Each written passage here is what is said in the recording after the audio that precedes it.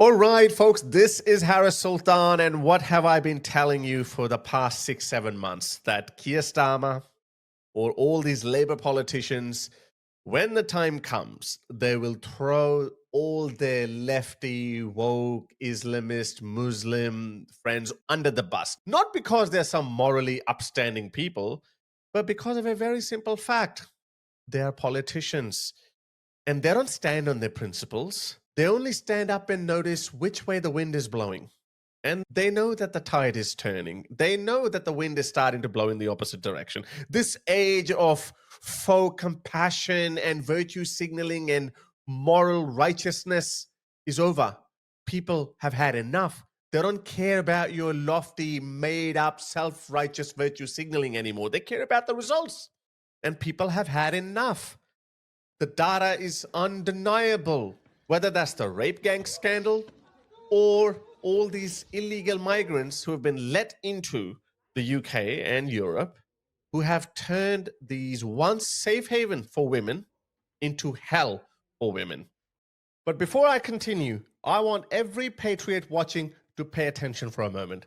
There is a British patriot out there, one of your own, who built a brand called Paganus Britannia. And just so it's clear, this is not a paid ad. I'm not getting a single penny out of this. I am backing him because what he's trying to build actually matters.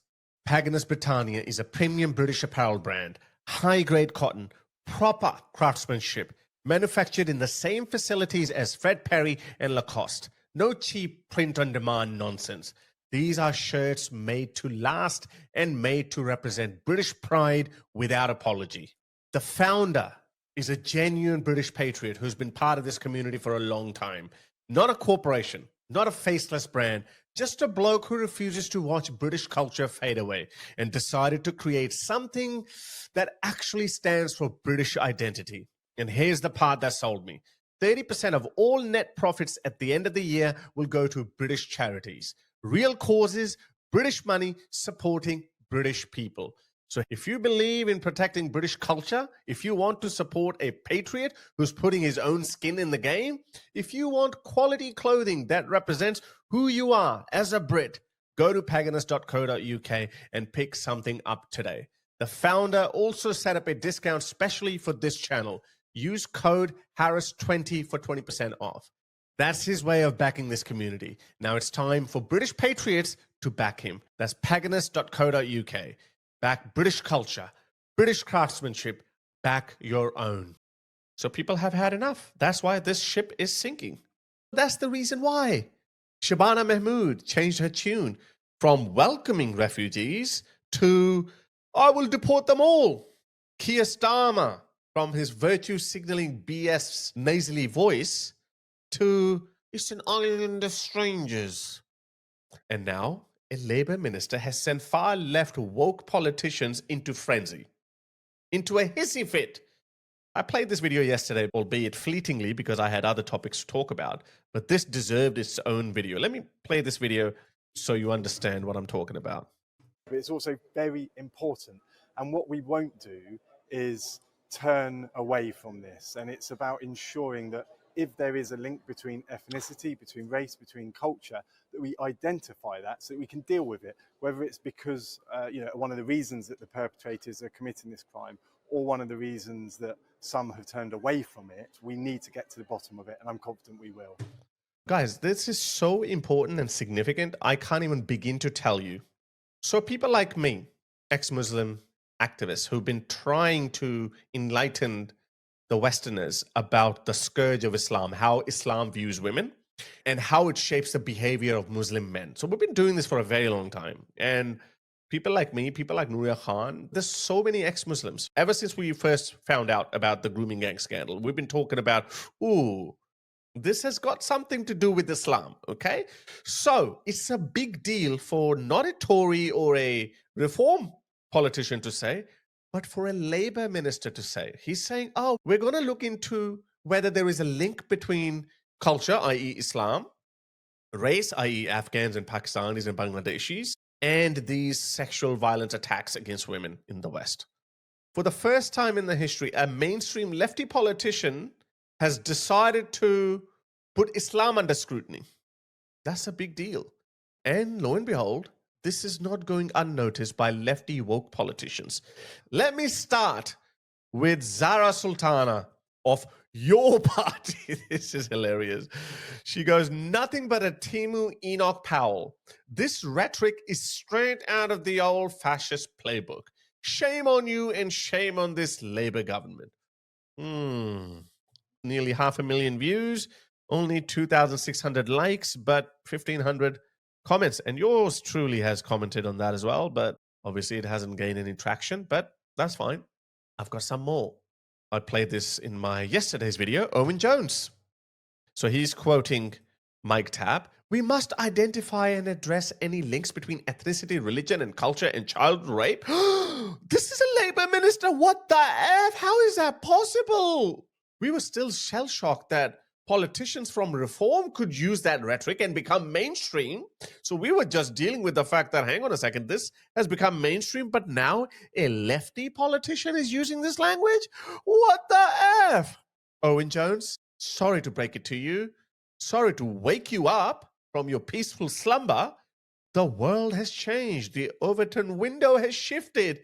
Not because people have suddenly found their racist gene, but because the data is undeniable. It's unavoidable. For example, Afghan men in Britain are 22 times more likely to commit a sexual violent attack than an average Brit. And by average Brit, I mean Pakistanis and Bangladeshis and Indians who are born and raised in England. They're also classified as British. And that includes most of these grooming gangs. So this epidemic of sexual attack by foreign men on British women is so widespread that despite of having such a small number of these people, they make up a huge portion of all sexual attacks on British women. So I commented on that too, and I think this tweet did really well. I almost ratioed him. Are you stupid? Do you think that cultures don't play any part in shaping our values? That's literally the definition of culture. Culture shapes our behaviors, how we view relationships, how we view honor, how we view honesty, everything. It's shaped by cultures, and cultures evolve over many generations. That's the definition of culture. And he's saying, hang on, that can't be true. And such is the contradictory nature of their worldview that I'm sure he would be quick to say that white culture or Western culture is racist, which means he thinks that the behavior of white people is racist because of their cultural upbringing. So cultures do shape our behaviors, right? And the Greens Party most Islamist politician, who is also the deputy leader, this guy, Motin Ali. I can't get over it, guys. This guy is the deputy leader of a far left-wing socialist communist political party. This is a joke. This is a sketch of Monty Python gone wrong. This guy. Okay, so he also had something to say. This is what he had to say.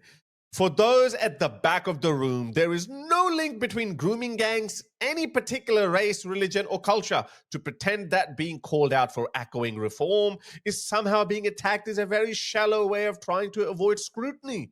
Oh, I think you're trying to avoid scrutiny of your culture, of your religion, and I will prove it to you, okay?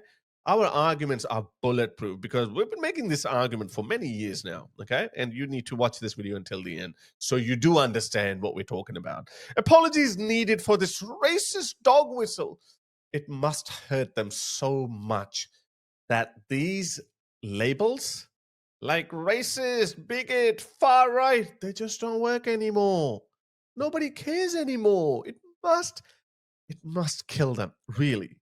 I think people have decided that either go extinct or live with the reality of being labeled racist. I think it's a pretty light charge. It's like calling someone you're fat or you're ugly. Who cares? You know, that's just a label. It's not a crime. You can't go to jail over. Actually, no, sorry, you could if you're in Britain, such is the state of Britain. But other than that, you know, in the rest of the free world, you can't really go to jail if you're just labeled racist. I'm racist. Okay, yeah. So but anyway, that doesn't mean that we should become racist. We should always judge people on the basis of their character. But what I'm trying to say is that when they accuse you of being racist when you're not being racist, when you're simply mentioning facts, then it loses its meaning. Well, I've been actually saying it for a very long time. And I'm not the only one who's been saying it. A lot of people have been saying it, that the overuse of these labels is going to lose its efficacy. And that's what's happened now. So, last but not least, Zach Polensky, the full leader of the Greens Party, he didn't say anything, but he retweeted this guy. This Islamophobia should be grounds for expulsion from the Labour Party, but the Labour Party is now so institutionally racist. What did I tell you that they're going to call them racist and Islamophobe? I said that nearly 6 months ago, I think, that Keir Starmer will be labelled as an Islamophobe by his own supporters in the not too distant future. Labour Party is now so institutionally racist that these appalling views are now what it clearly stands for as an organization.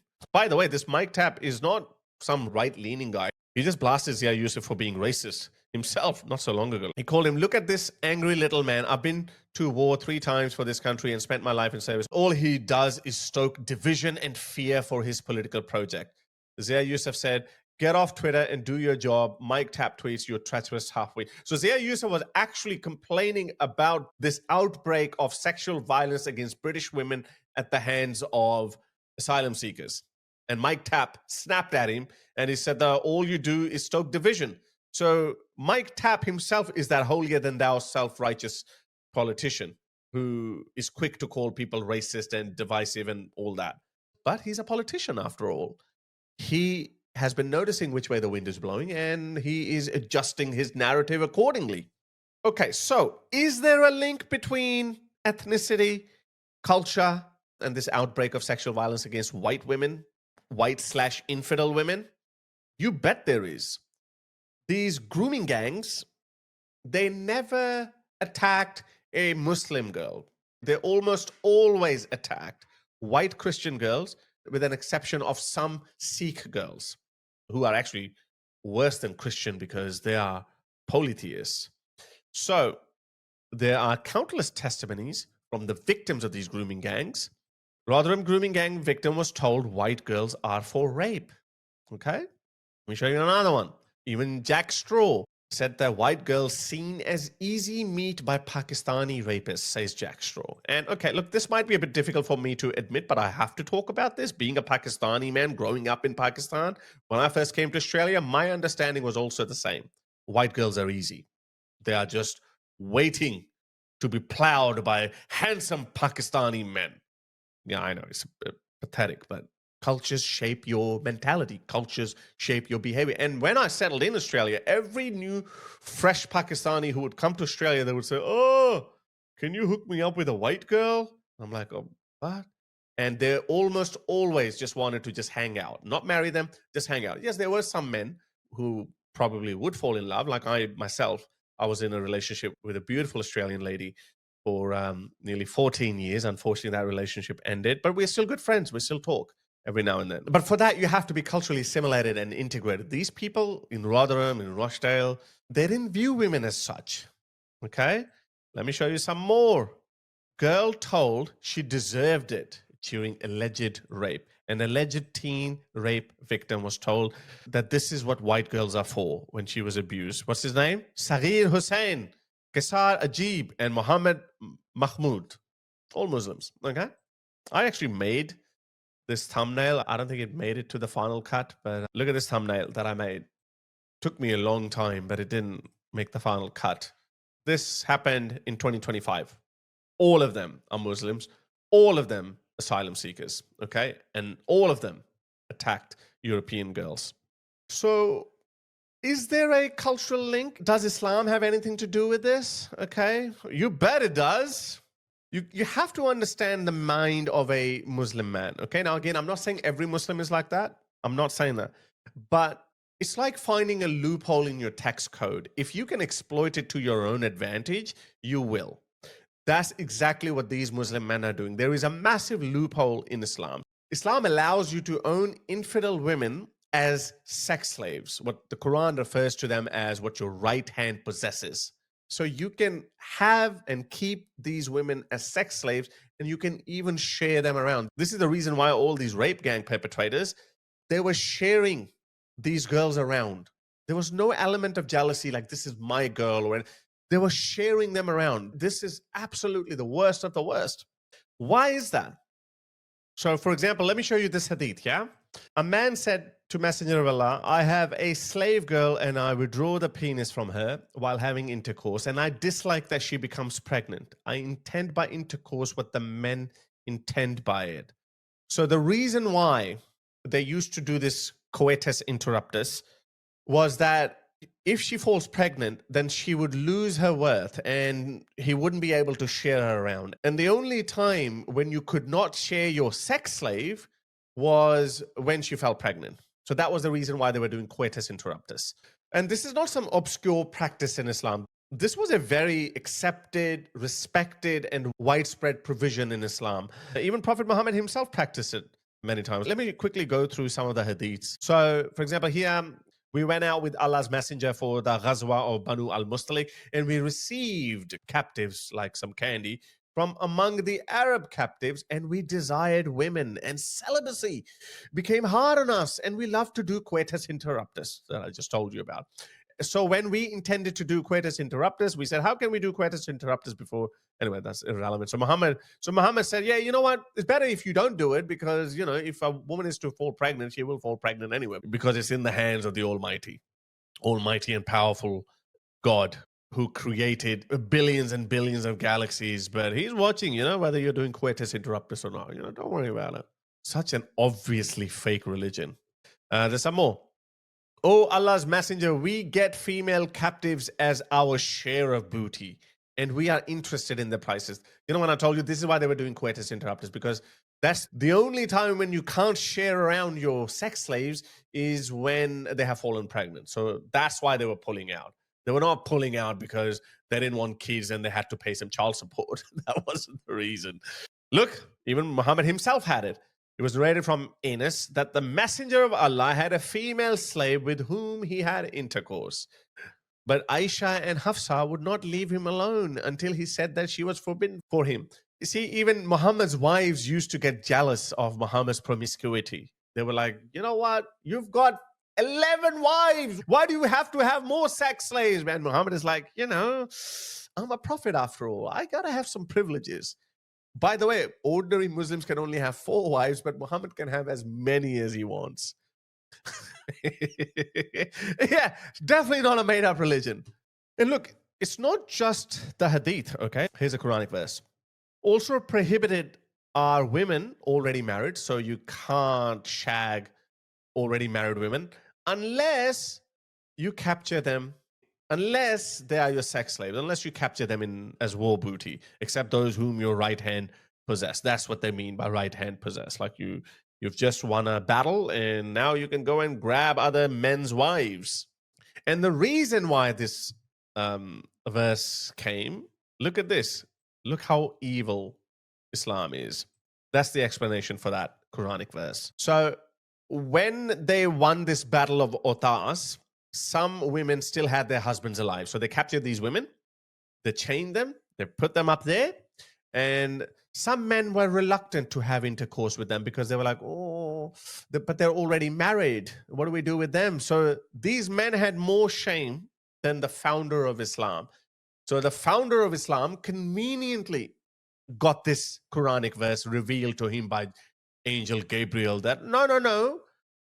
Also forbidden are women already married, except those slaves whom your right hand possess. Meaning this is permissible for you. This one will probably explain you even better. So they took captives on the day of Otas who had their husbands. They were afraid to have sexual intercourse with them when this verse magically appeared, and women already married except those whom your right hand possess. So those men had a little bit more decency than Muhammad. But Muhammad said, don't worry about them. Their marriage is already annulled. You can do whatever you want with them. Imagine being that woman. That's exactly what ISIS was doing. Baghdadi said, why should I have to listen to the UN's Charter of Human Rights? Why should I have to listen to these Westerners? My Allah allowed me to own sex slaves. That's why those Yazidi girls suffered so much. And by the way, according to Islam, whatever Allah has made halal, or whatever he has legitimized, no human being can delegitimize it. It's in the Quran. So remember that hadith that I showed you earlier is so important. I have to talk about this. This is actually very funny. This is how hilarious this whole religion is, okay? You're going to be shocked. This hadith. So the Messenger of Allah had a female slave with whom he had intercourse, but Aisha and Hafsa, his other two wives, Aisha being that 9-year-old girl, I think at that time she was probably about 11 or 12, and Hafsa would not leave him alone until he said that she was forbidden for him. So because they got so jealous of him having sex with Maria al-Qibtiyya, who was a sex slave, gifted to Muhammad by one of the kings or a prince in Egypt as a gift, he gave two sisters. The other girl was crazy. Maria was like a bit sexy, or Muhammad liked her. Muhammad liked Maria. She's described as very exotic, brown, sexy woman. So Aisha and Hafsa, being women, they were like, what the hell? You have to make all these sex slaves haram for you. So Muhammad got scared, and Muhammad said, please don't tell all my other wives because, it's embarrassing. So he said, okay, I will never touch any of these sex slaves again. So Muhammad actually promised, but then Muhammad thought about it later on. He's like, oh, hang on, like I've only got 11 wives. I'm a prophet after all, like I get some special penis privileges. So Muhammad called his best buddy Allah again. And that's when these Quranic verses came along. This one, oh prophet, why do you ban on yourself something that Allah has made lawful for you, seeking to please your wives? Your wives? Why are you listening to these girls? Allah has prescribed absolution from your oath. So you know what? You made a promise to your wives that I'm not going to touch my sex slaves ever again. You know what? Don't worry about that promise. I am Allah. I'm the master of the universe. I am letting you go. You can break your oaths. Isn't that convenient? Sorry, anyway, I digress. The reason why I told you this story is because, as you can see, Allah clearly, which is Allah's the fake ID of Muhammad, clearly told him that you cannot ban anything that Allah has made lawful to you. This chapter is actually very funny. Later down the chapter, Allah even threatens the wives that, hey, if you don't stop nagging and if you don't stop pestering my boy Muhammad here, I will make him divorce you. And then the poor women were pressured by their fathers, Umar and Abu Bakr, both friends of Muhammad, first and second caliphs of Islam. They pressured their daughters, hey, stop it. Our caliph career is on the line, Shut up. So the women gave up. Anyway, the reason why I'm mentioning this story is because you cannot criminalize this practice of sex slavery. If Allah has allowed something, no human being can criminalize it. That's exactly was the logic used by Baghdadi. I don't have to listen to the UN. And let me tell you, these grooming gang, these rape gang victims, in their own minds, they would have used the same logic that I don't have to listen to anyone. I don't have to listen to the Met Police or these politicians and these kuffar, these infidel laws. I don't have to listen to them. And that's how they view white women as they do. So that's the reason why all these men, all these rape gang people, they were sharing them around. They were making sure that they would not fall pregnant. The reason why I'm mentioning you this detail is because it tells you about their psyche, how their mind was. Now, I know in Islam, it is only applicable when you attack your enemy, and that's the only way to acquire female sex slaves. But as I said, this is a loophole. It's a very easy line for these men to draw that we are in an infidel land and we are at war with them. Therefore, we can acquire them as sex slaves. Of course, I'm not saying it is 100% Islamically. Islam only allows you when you go to war with them. But do you think that these people are going to tick all the boxes? No, they won't. But there's another element in that too. As I said, these men view white girls or infidel totally differently. There's a Quranic verse, chapter 33, verse 59. It says, "O Prophet, tell your wives and daughters and the believing women," this is very important, "and the believing women that they should cast their outer garments over their persons when abroad. That is most convenient, that they should be known as such and not molested." So now, there's two ways of looking at it as well. Islam is not necessarily saying that non-Muslim women who are not fully covered, like Muslims are covered up, then they deserve to be molested. No, that's not what Islam is saying. But what Islam is saying, that they can be molested. That's what happens. If you leave your meat uncovered, then, a cat is going to come and eat it. That's exactly what an Egyptian imam said in Australia, and then he got deported. But the world has changed since then. So that's the mentality. That's the reason why when young men move to Western countries, they think that, oops, these girls are not covered up. Maybe they're asking for it. You know, I got my needs. I got to do what I got to do. That's the mentality. That's why it's so important for you. Now, I know sex pests exist in every culture, in every third world culture, in every segregated community, in every segregated society. We've seen people from all third world cultures, and even people in developed countries, they do that. But per capita matters, okay? In Britain, 1 out of 100 British men would do it.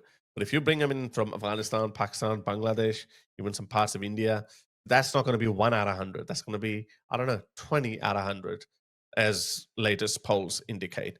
So for Mike Tapp to say that, you know, it's got something to do with Islam, it's got something to do with culture, it's got something to do with ethnicity. In a way, it's got to do with ethnicity. Not necessarily that your ethnicity is making you do it. It's actually your cultural difference is making you do it. It's because how you view these women from other cultures. That's all it is. It's actually so simple.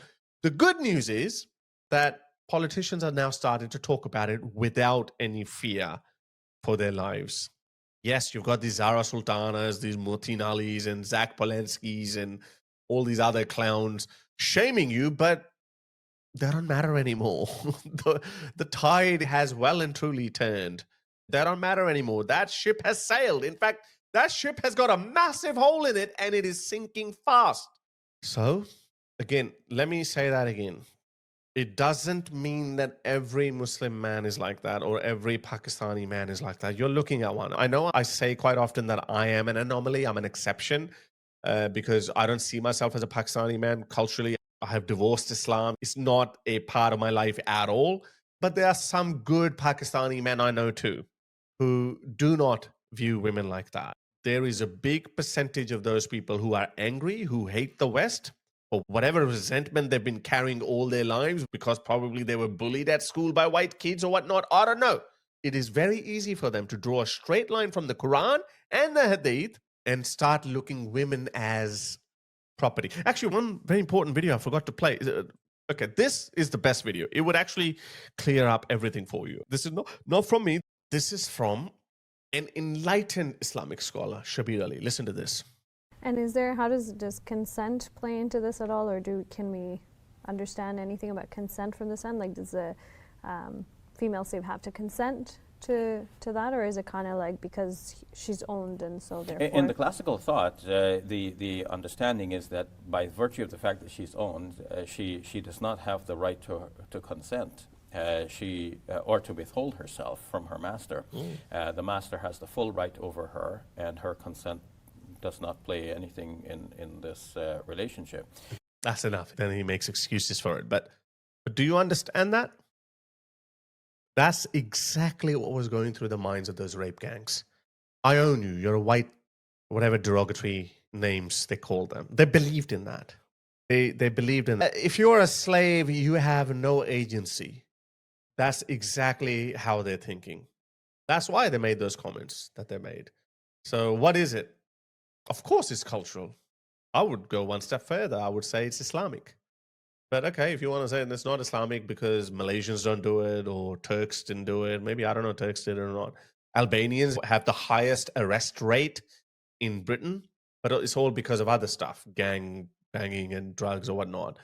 I don't think Albanians are known for these rape gangs. They're also Muslims. So actually, I think it's a good time to bring up these statistics. Afghanistan, Muslim.